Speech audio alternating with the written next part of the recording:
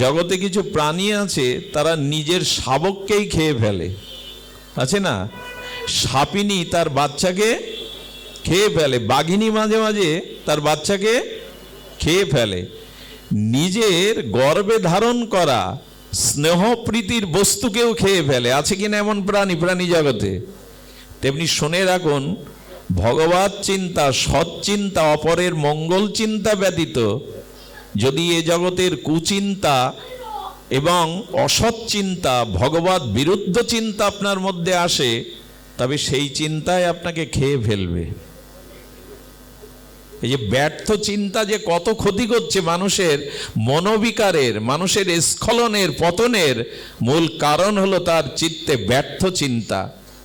আমরা খোঁজ রাখি না, কারণ মন শূন্য থাকে না, মন সবসময় কোনো না কোনো বিষয় কেন্দ্র করে তার অনুরণন হতে থাকে, চিন্তন হতে থাকে। তেমনি ব্যর্থ চিন্তা যতদিন আপনার চিত্তে আসে ততদিন ওই চিন্তায় আপনাকে গ্রাস করে খেয়ে ফেলবে।